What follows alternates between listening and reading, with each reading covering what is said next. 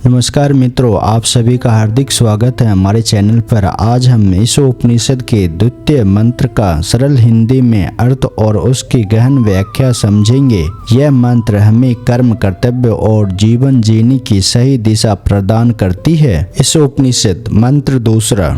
यदि मनुष्य इस प्रकार निरंतर कार्य करता रहे तो वह 100 वर्षों तक जीने की आकांक्षा कर सकता है, क्योंकि इस प्रकार का कर्म उसे कर्म के नियम से नहीं बांधेगा। मनुष्य के लिए इसके अतिरिक्त कोई दूसरा मार्ग नहीं है। कोई भी मरना नहीं चाहता। प्रत्येक व्यक्ति जब तक खींच सकता है तब तक जीना चाहता है। यह प्रवृत्ति केवल विशिष्ट रूप से ही नहीं देखी जाती, अपितु सामूहिक रूप से जाति, समाज और राष्ट्र में भी देखी जाती है। समस्त जीवों में विकट जीवन संघर्ष चल रहा है और वेदों का कहना है कि यह बिल्कुल स्वाभाविक है। जीवात्मा स्वभावतः शाश्वत है, लेकिन भौतिक जगत में अपने बंधन के कारण उसे बारंबार अपना शरीर बदलना पड़ता है। यह प्रक्रिया आत्मा का देहांतरण अथवा कर्मबंध कहलाती है। जीव को अपनी आजीविका के लिए कार्य करना पड़ता है, क्योंकि यह प्राकृतिक का नियम है, और यदि वह अपने नियम कर्तव्यों के अनुसार कार्य नहीं करता तो वह प्राकृतिक के नियम का उल्लंघन करता है और अपने आप को अनेक योनियों में जन्म मृत्यु के चक्र में अधिकाधिक बांधता जाता है। अन्य योनियों में भी जन्म मृत्यु का चक्र चलता है, लेकिन जब जीव को मनुष्य योनि प्राप्त होती है तो वह कर्म के बंधन से मुक्त होने का अवसर प्राप्त करता है। भागवत गीता में कर्म, अकर्म तथा विकर्म का अत्यंत स्पष्ट वर्णन हुआ है। जो कार्य किसी के नियत कर्तव्यों के रूप में शास्त्रों में उल्लिखित विधि से संपन्न किए जाते हैं वे कर्म कहलाते हैं। जो कर्म मनुष्य को जन्म मृत्यु के चक्र से मुक्त करते हैं वे अकर्म कहलाते हैं। किंतु जो कार्य अपनी स्वतंत्रता का दुरुपयोग करके संपन्न किए जाते हैं और जिससे उद्धम योनियों में जाना पड़ता है वे विकर्म कहलाते हैं। इन 3 प्रकार के कर्मों में से बुद्धिमान मनुष्य उससे ही इच्छा समझता है जो उसे कर्म के बंधन से मुक्त कर दे।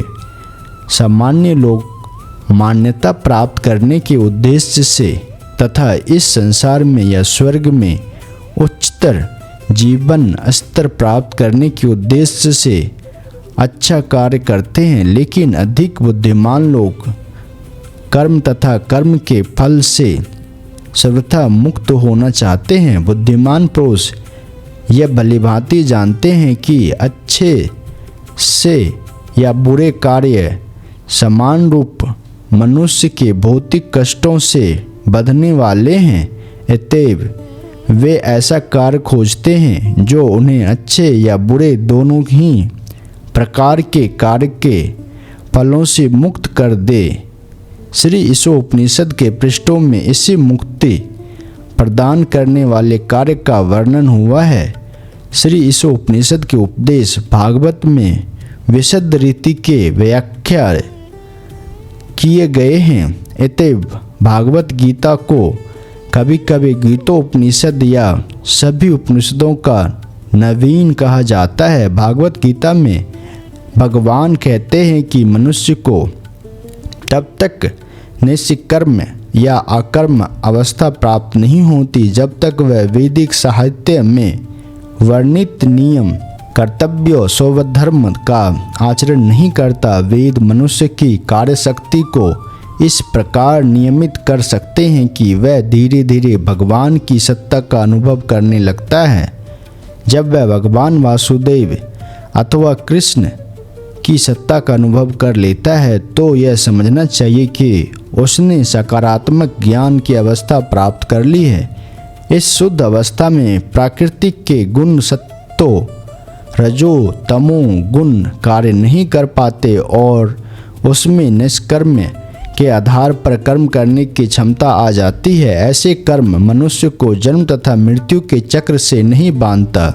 वास्तव में किसी को भी भगवान की भक्ति से अधिक कुछ नहीं करना होता, परंतु जीवन के निम्न स्तर पर कोई भी व्यक्ति भक्ति के कार्य लाभ परंतु नहीं अपना सकता, ना ही वह सकाम कर्म को पूरी तरह रोक सकता है।